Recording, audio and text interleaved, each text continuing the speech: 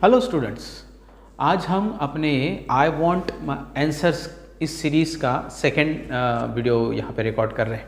मेरा सोचना था कि ये जो सीरीज़ है वो टिपिकली हम साइंस से रिलेटेड ही रखेंगे, लेकिन कुछ ऐसे क्वेश्चंस भी है जो साइंस के होते हुए कुछ दूसरे सब्जेक्ट से भी मेल खाते हैं। जैसे आज का क्वेश्चन है, आज जो क्वेश्चन है थोड़ा सा जियोग्राफी से रिलेटेड भी है, लेकिन ऐसे बहुत सारे क्वेश्चंस अपने दिमाग में होते हैं। मैं खुद अपने स्टूडेंट्स के सामने ऐसे क्वेश्चंस रखता हूँ। ये थोड़े से ट्रिकी क्वेश्चंस होते हैं जिसको थोड़ा सा सोच के जिसका आंसर देना पड़ता है और मज़ा भी आता है उसका आंसर ढूंढने में। तो चलिए आज की शुभारंभ करते हैं आई वांट आंसर्स का वीडियो नंबर 2 के साथ। तो आज का क्या क्वेश्चन है? आज का क्वेश्चन है, ये तो आप सबको पता होगा कि हम जो है ना, सन से हमें क्या मिलती है, लाइट भी मिलती है और हीट भी मिलती है।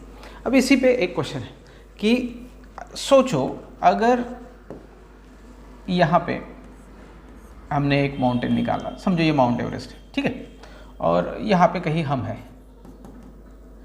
अब सूरज से ज़्यादा नज़दीक माउंट एवरेस्ट है और उसके हिसाब से हम थोड़े ज़्यादा दूर हैं, ठीक है। यहाँ तक ठीक है कि माउंट एवरेस्ट जो है वो सूरज से नज़दीक है, हम सूरज से दूर है।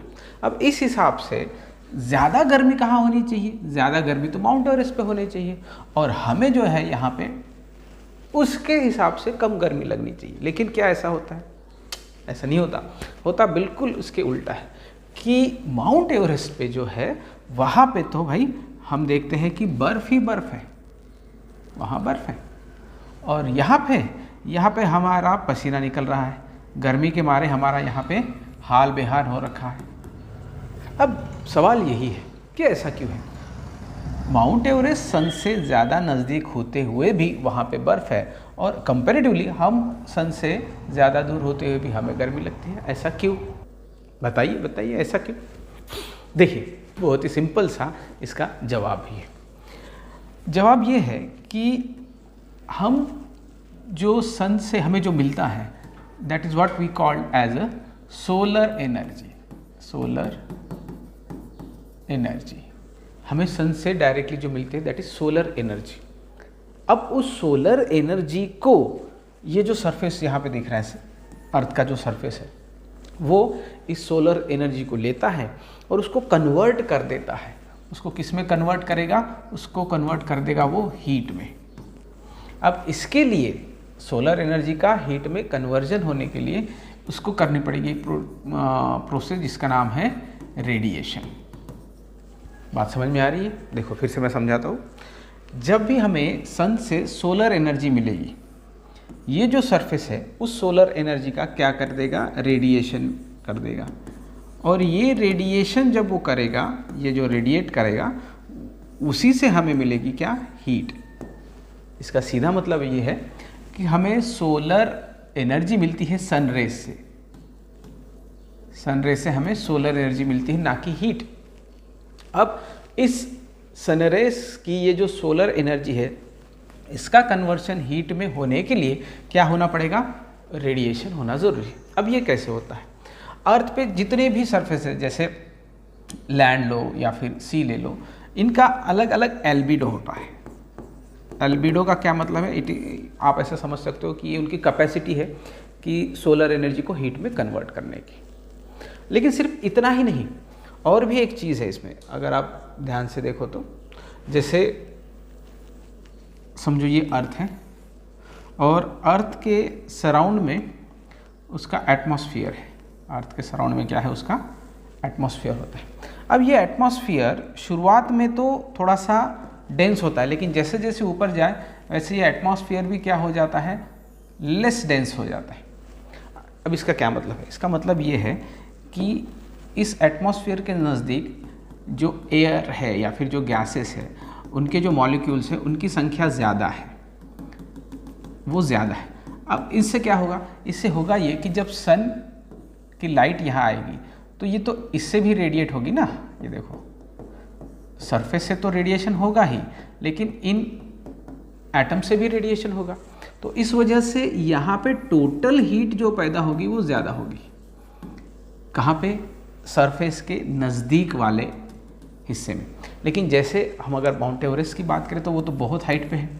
यहाँ पे जो एटमॉस्फेयर है वो ज़्यादा डेंस नहीं है। डेंस नहीं है क्या मतलब, वहाँ पे जो नंबर ऑफ गैसेस के एटम जो है वो दूर दूर है। उस वजह से जब यहाँ पे जो सनरेज आता है उसका रेडिएशन कम होता है, और क्योंकि उसका रेडिएशन कम हुआ उस वजह से उसका जो कन्वर्जन है इनटू हीट में, हीट एनर्जी में, ये कम हो जाता है। और इसी के वजह से वहाँ का टेम्परेचर क्या हो जाता है, कम हो जाता है। देखिए फिर से समझिए, सरफेस खुद अपने आप में हीट को रेडिएट कर देता है, पहली बात। सरफेस के साथ साथ उसके नज़दीक में जो एटमॉस्फेयर है वहाँ, वो जो एटमॉस्फेयर वो ज़्यादा डेंस है। डेंस होने की वजह से वहाँ पे बहुत ज़्यादा नंबर ऑफ गैसेस है या उसके एटम्स बहुत ज़्यादा है, और उस वजह से यहाँ रेडिएशन और ज़्यादा होता है, और उस वजह से यहाँ पे हीट ज़्यादा मिलेगी, टेम्परेचर ज़्यादा रहेगा। लेकिन जैसे हम ऊपर जाते हैं, ऐसे तो यहाँ का कोई सब्सटेंस यहाँ नहीं है, तो क्या सिर्फ गैसेस है, और वो भी कैसे है, कम डेंस है, लेस डेंस है, और उस वजह से ज़्यादा जो है रेडिएशन नहीं हो पाता, और उस वजह से वहाँ हीट भी कम बनती है।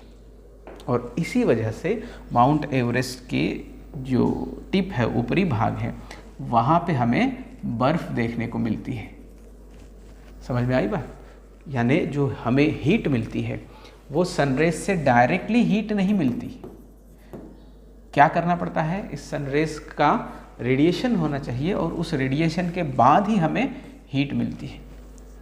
और इसीलिए सरफेस पे जो है हीट ज़्यादा होती है, और हाइट पे हम जैसे हाइट पे जगह, जैसे बहुत सारी जगह आप देखो माउंटेन्स के ऊपर जितने भी हिल स्टेशन है वो ज़्यादा हाइट पे है, और वो ज़्यादा कूल है। कूल इसी वजह से क्योंकि वहाँ एक तो एयर कम डेंस है, एयर का प्रेशर कम है, उस वजह से रेडिएशन भी वहाँ पे कम है, और हीट का कन्वर्जन भी कम है।